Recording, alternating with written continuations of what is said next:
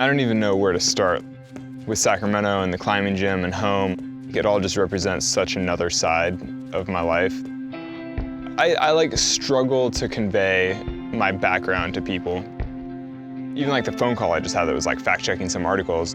Is it fair to say that you spend your life dangling from the side of cliffs? And I'm like, well, not really. Like that might be the focus of my life, and that might be like what I spend my life aspiring to and like working towards.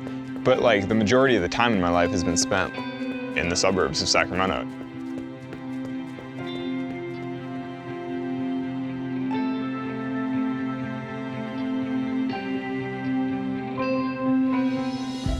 He can give you a better tour than I can. This is his room.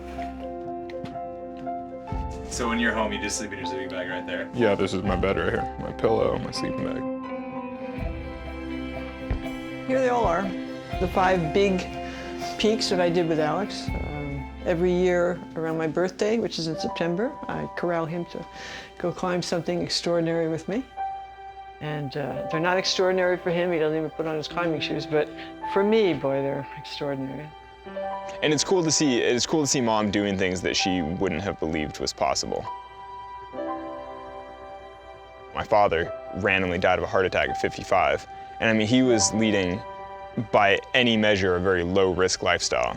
And then one day he was just like running between airport terminals and fell over dead. But the thing is, you know, he was kind of overweight. He like wasn't really exercising that much, and like his diet was pretty bad. And so, I mean, even though he's not like an extreme athlete or doing anything super risky, it's like, I mean, he does have a lot of risk going on in his life.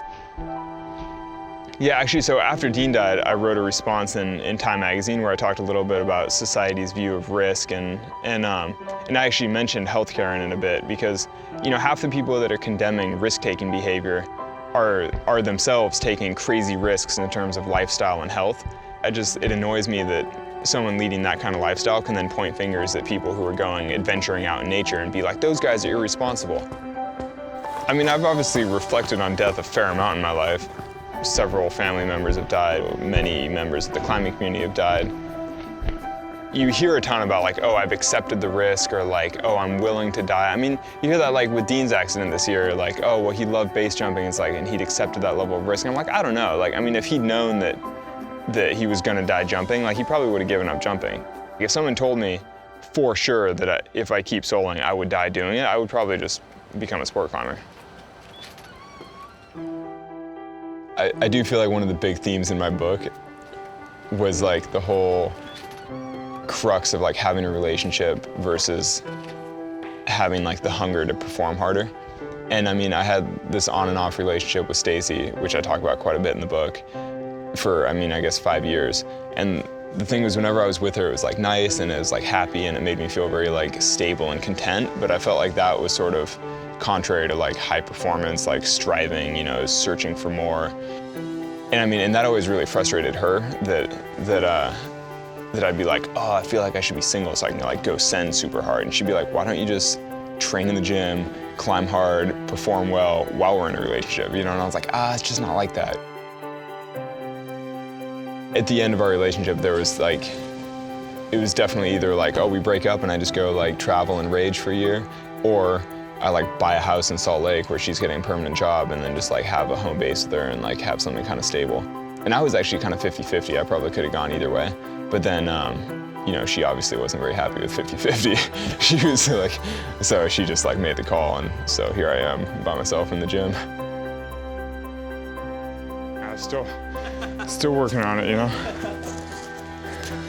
But yeah, like I was saying though, I just finished like a month-long training block. And so like, I'm feeling more fit right now than normal for this kind of thing.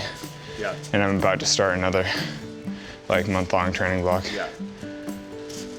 Which is cool, because I haven't gotten like better at climbing in a very long time. This little piece of wood is all it takes to get really strong. My checked bag for all my traveling now has like a pull-up bar, a hangboard, like this, all this apparatus.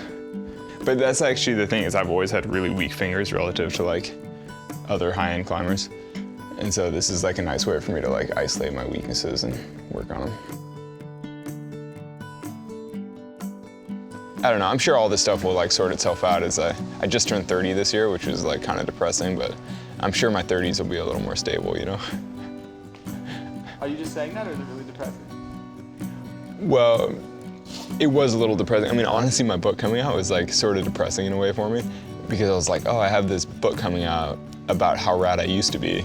I have no prospects, like no immediate climbing plans. And I was just like, you know, like, what am I doing? I've been plateaued like for kind of a long time, even though like from the outside it's hard to tell, but like my actual physical climbing performance has been like really similar for years and years, which is partially why I'm motivated enough to start like actually training for real again now.